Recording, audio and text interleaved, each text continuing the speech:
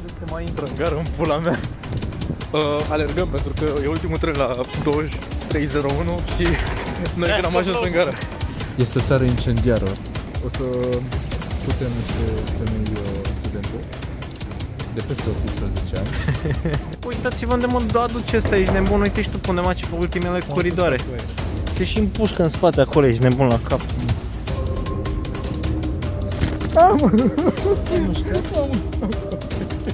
În Mechelen.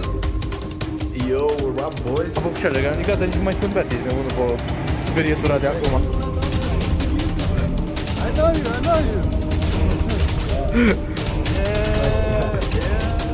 Vitane, poți să întreb și eu unde ne-ai adus? Suntem la Auschwitz!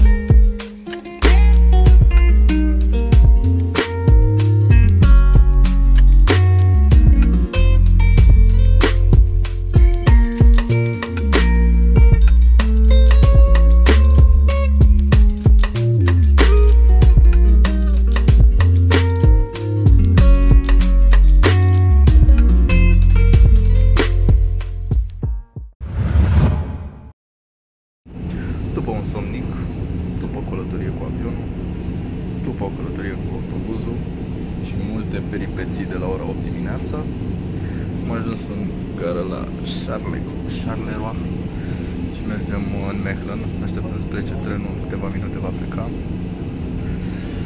Am avut o dimineață groaznică, în primul rând faptul că nu m-am trezit la timp și am întârziat la aeroport.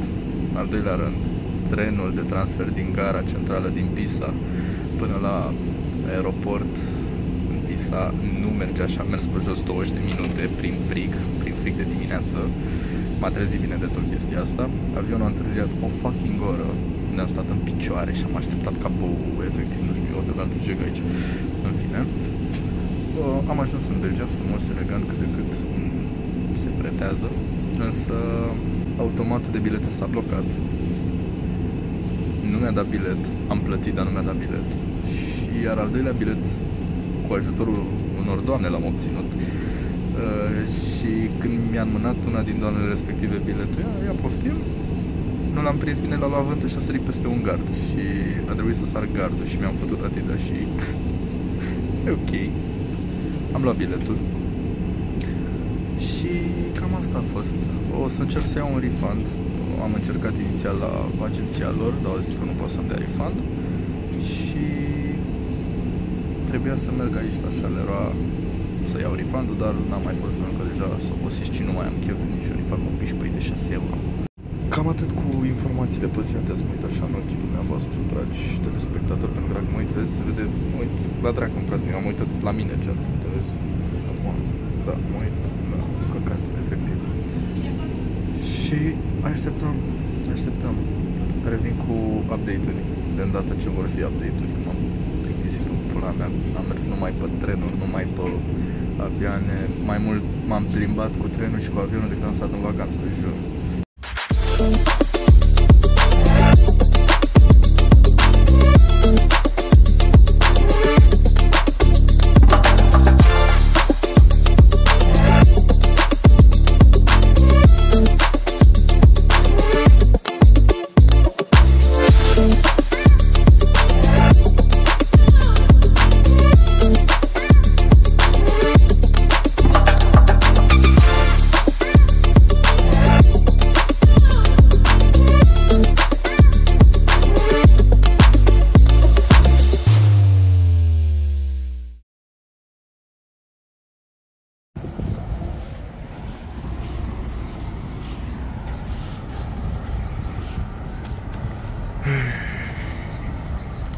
Ce zi superbă, nu-i așa? Oameni buni, oameni răi. Sunt convins că această biserică vi se pare cunoscută. precum și această intersecție unde se plimbă bicicliștii. Salutare tuturor!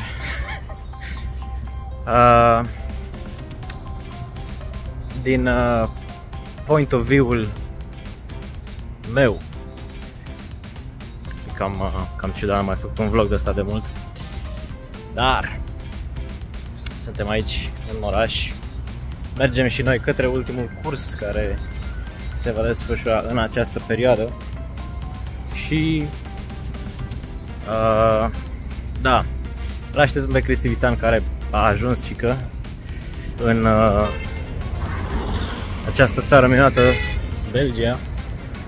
Ce voi ăștia claxonează? Deci nu e numai o chestie românească, ca idee, toată lumea claxonează. A ajuns și el pe aeroportul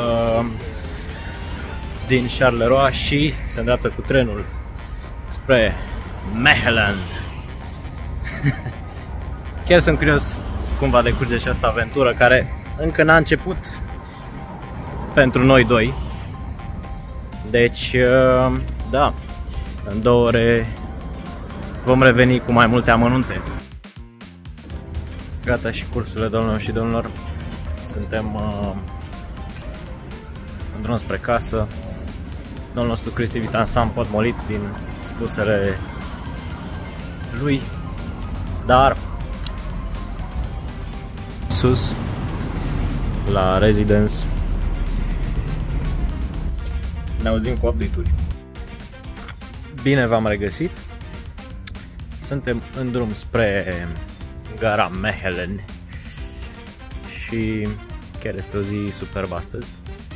După cum se poate vedea, cerul este senin, temperatura este foarte bună, având în vedere că eu sunt în tricou în momentul ăsta. Vă dați seama unde s-a ajuns, 17 grade, bine. Asta doar astăzi. De mâine se revine la temperaturile mai normale pentru această perioadă. Vreo 10-11 grade așa. Acum deja e un pic prea mult, mai ales pentru această zonă și această climă, temperată oceanică, dar nu mă pot plânge.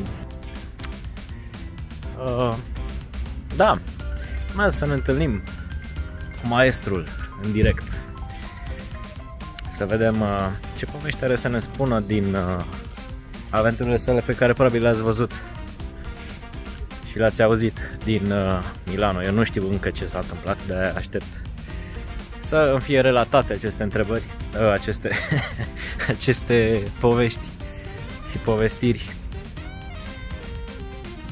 Da, asta e din seria Tainelor lui Cristi Vitan. Ce se poate spune? Da, mai avem un pic până la gară. Vitan tocmai ce a plecat din Bruxelles. Urmează să ne întâlnim aici.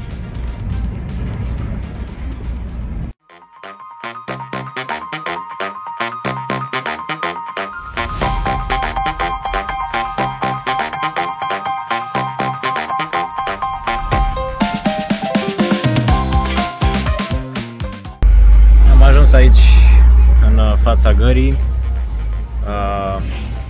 Încă n-a venit maestrul, dar e multă lume pe aici. Îl așteptăm să vină și lumina este perfectă pentru un vlog. Totul este pregătit. Va apărea el în curând. Este ora la care ar fi trebuit să ajungă.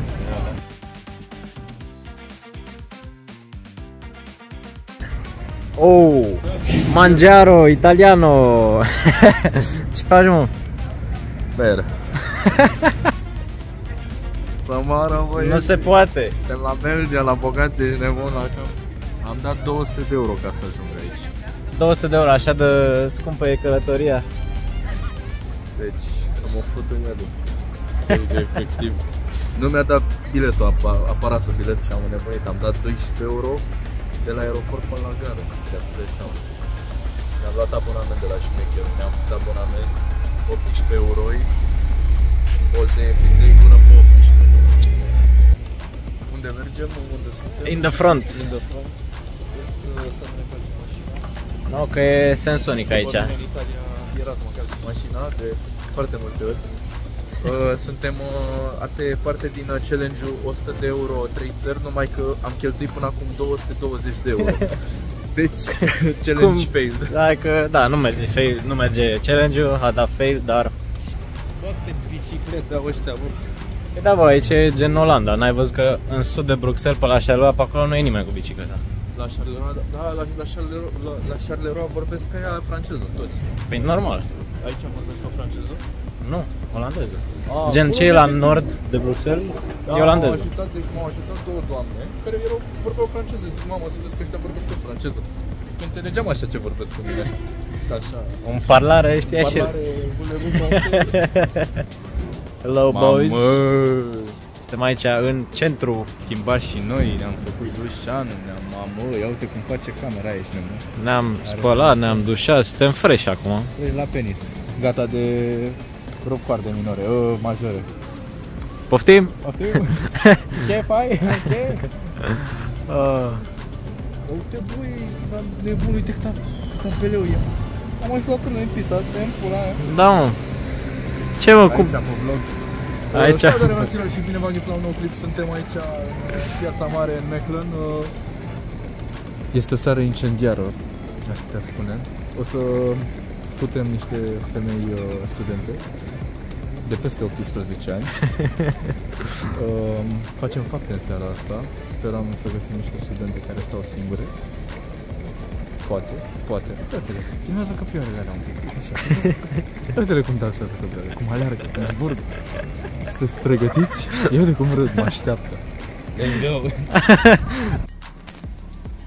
În Mechelen, rap boys. Am ajuns și eu, am ajuns un pic mai devreme, dar ne-am plimbat un pic. La penthouse aici suntem. E sănătos, e valid. Avem niște cartofi prăjiți. Cartofi. Cu ce sos? Andaluz. Mamma mia, pizzerini, cazzo. E top. Facem taste test și pentru cameră. Îmi place să mănânc. Postă-ne. Best shit ever, cred că e cel mai bun sos pe care l-am mâncat legit toată viața asta. M-am învățat asta numai când ajung în România zic ma che cazzo, vaffanculo, nictamer la sosuri. Foarte bun, foarte sănătos. Revenim cu update-uri, mergem la bere imediat cu un băiat indian care pretinde că e belgian. Nu-i mă ăla. A, nu e ăla? Asta e francez, belgian. Francez, îi zicem nictamer. Nictamer! Așa. Și ne vedem cu el, bem o bere, vedem ce este. Continuăm vlogul de la bar. V-am pupat. Pe seara aceasta, ultimul capitol de pe vlog, Vlogherinho, aici la bar la băieți. Trăiască barul.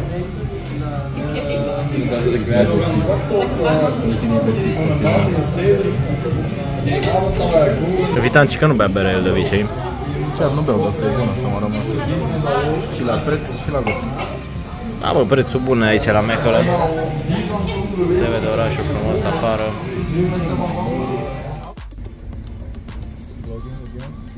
Yeah, for our special viewers. We are doing he filmed a part from Romania. I like his trip. He filmed it, and now I'm filming my part. So we'll be combining these parts. So there'll be like something special coming up. No, I didn't film that way. I didn't film like the club and shit, like POV of the club and the thing that was the things I did and something like that. Places I went. 300 euros on this just to fuck once. So, Interesting story, yeah? Yeah, I went with her like on 5 or 6 dates. On the first date, I spent like 100 euros on wine and dessert, and I was like, oh, what the fuck? Okay. And she didn't really want to came with me home, and yeah, it was fucked up.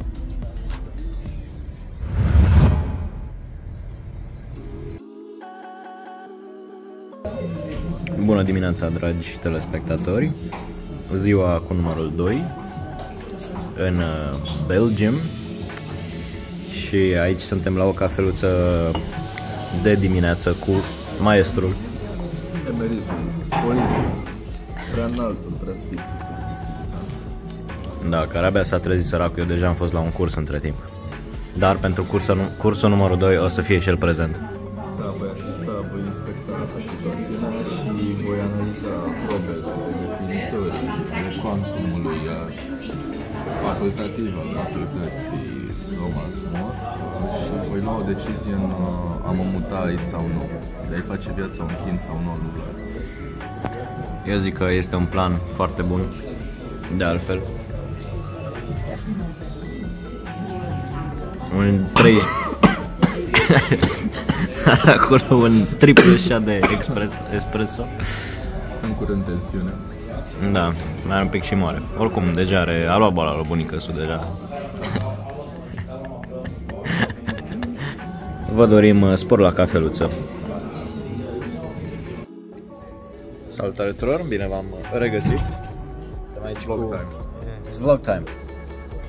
Suntem aici cu Cristian. Și tocmai ce s-a terminat ora. Cursul, bine, de fapt, este într-o pauză, nu s-a terminat încă, dar în fine, e o pauză. Imaginați-vă să mergeți la o facultate la care habar n-aveți nimic, ce să vă întrebe profesorul ceva și voi să răspundeți. Tocmai ce am pățit asta. Bă, cursul e foarte interesant. E cu security, cu nebunii din astea, dar e foarte interesant. Suntem aici cu Vincent. Da.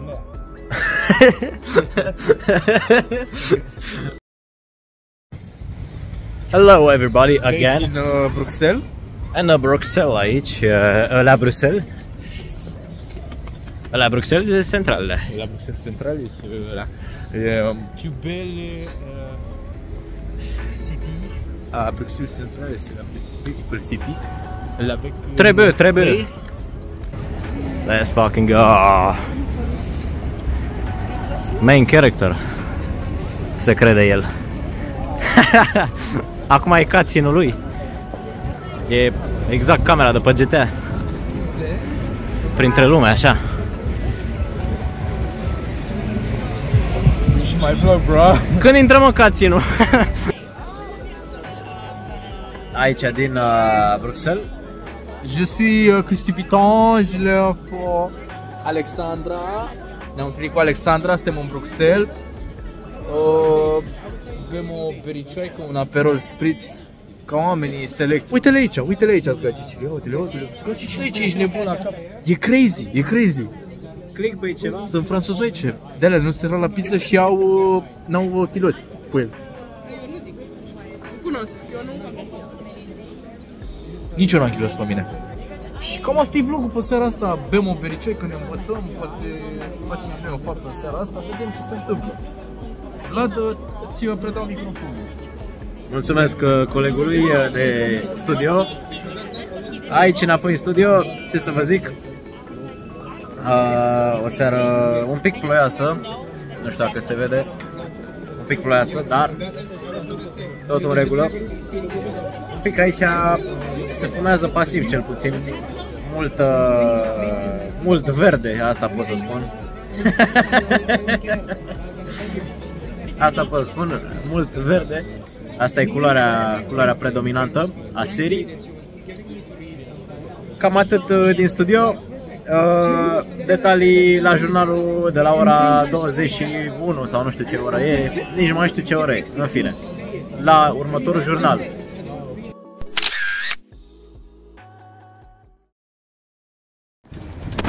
Alergăm pentru că e ultimul tren la 23:01 și noi când am ajuns în gară.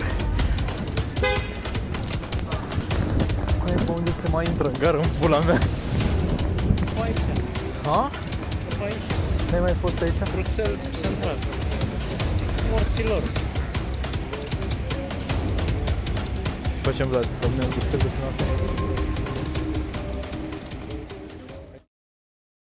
Am alergat, n-am pierdut trenul este în spate. Am alergat efectiv prin centru pentru că e ultimul tren, gen.